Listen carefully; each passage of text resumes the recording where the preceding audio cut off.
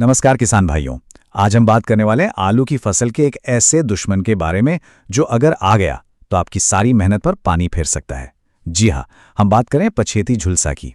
चलिए इसको जरा गहराई से समझते हैं। जरा सोचकर देखिए, सिर्फ 5 से 7 दिन और आपकी लहलहाती हुई फसल पूरी तरह तबाह हो सकती है।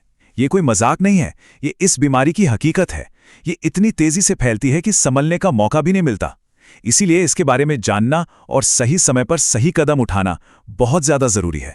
तो सवाल ये है कि आखिर आलू का ये खतरनाक दुश्मन है कौन? चलिए सबसे पहले इसकी पहचान करते हैं कि ये बीमारी असल में है क्या और इसे फैलने के लिए ताकत कहां से मिलती है। तो ये जो पछेती झुलसा है, जिसे अंग्रेजी में लेट ब्लाइट भी कहते हैं, ये असल में एक फंगस मतलब एक फफूंद से फैलने वाली बीमारी है। इसका एक वैज्ञानिक नाम भी है, फाइटोफ्थोरा इन्फेस्टेंस। अब नाम थोड़ा मुश्किल है, लेकिन काम इसका बहुत सीधा है। हवा और पानी के साथ मिलकर ये इतनी तेजी से फैलती है कि पूरी की पूरी फसल को तबाह कर सकती है। अब देखिए, ये दुश्मन हर समय हमला नहीं करता। इसे हमला करने के लिए ना एक खास तरह का मौसम चाहिए।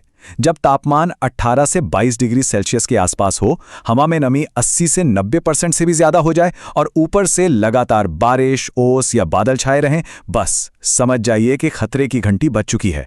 ये इसके लिए सबसे बढ़िया माहौल है। कहते हैं ना कि दुश्मन को हराने के लिए पहले उसे पहचानना जरूरी है। तो चलिए अब बात करते हैं इसके लक्षणों की। इन्हें अगर ठीक से पहचान लिया तो समझिए आधी जंग तो वहीं जीत ली।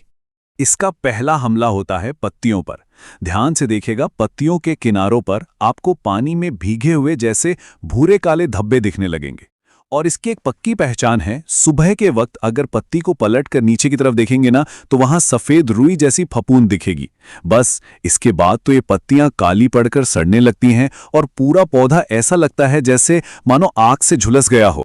पत्तियों से ये बीमारी नीचे उतरकर पौधे के तनों पर हमला बोल देती है। तनों पर आपको लंबे भूरे काले निशान दिखने लगेंगे। ये सिर्फ निशान नहीं है, ये तने को अंदर से खोखला और कमजोर कर देते हैं। नतीजा, तना इतना नाजुक हो जाता है कि जरा सी तेज हवा चले या हाथ लगे तो टूटकर गिर जाता है। लेकिन सबसे बड़ा और छुपा हुआ नुकसान तो जमीन के नीचे हो रहा होता है। ये बीमारी आलू तक पहुंच जाती है। आलू के छिलके पर भूरे सख्त धब्बे बन जाते हैं और जब आप ऐसे आलू को काट कर देखेंगे तो अंदर से भी वो भूरा और सड़ा हुआ ही मिलेगा। और सबसे बुरी बात यह है कि ऐसे आलू को आप स्टोर भी नहीं कर सकते। ये भंडारण में रखे रखे ही पूरी तरह गल जाते हैं। लक्षण तो हमने पहचान लिए, पर सवाल यह है कि अगर इसे रोका नहीं गया तो नुकसान कितना बड़ा हो सकता है। चलिए अब जरा इसके आंकड़ों पर नजर डालते हैं और ये आंकड़े आपको सच में परेशान कर सकते हैं। 70 से 100% तक। जी हां, आपने सही सुना।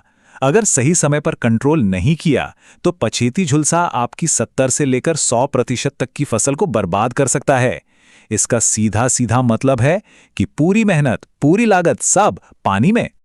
और ये सब होता है बहुत तेजी से।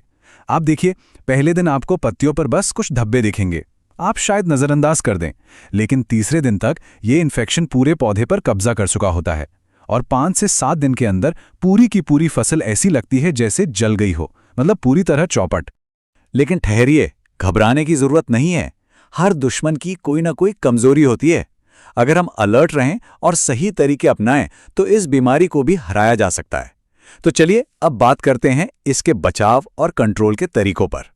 इससे लड़ने के लिए हम एक 4 लेयर वाली डिफेंस स्ट्रैटेजी अपनाएंगे, मतलब 4 तरफा सुरक्षा घेरा। पहला घेरा है बीज, दूसरा है खेत का मैनेजमेंट, तीसरा केमिकल कंट्रोल और चौथा है ऑर्गेनिक तरीके। चलिए एक एक करके इन सबको समझते हैं। तो पहला और दूसरा स्टेप है बीमारी आने से पहले की तैयारी।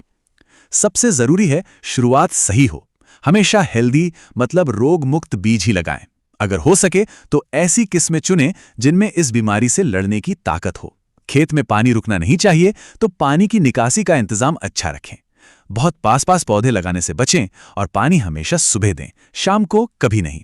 और हां, एक बहुत जरूरी बात, जैसे ही खेत में कोई बीमार पौधा दिखे उसे तुरंत निकालकर जला दें या कहीं दूर जमीन में गाड़ दें।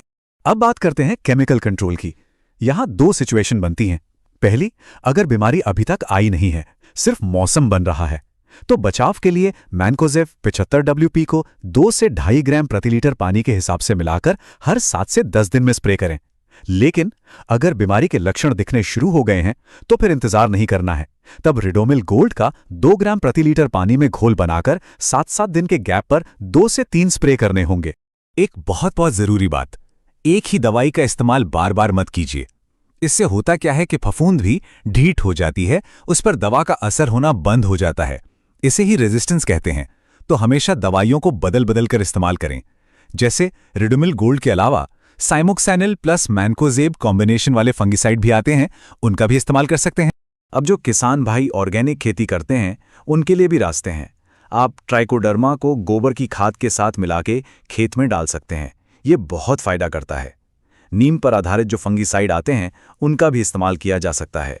और सबसे ज़रूरी बात, अपनी मिट्टी को मजबूत बनाइए, उसमें जैविक पदार्थ की मात्रा अच्छी रखिए।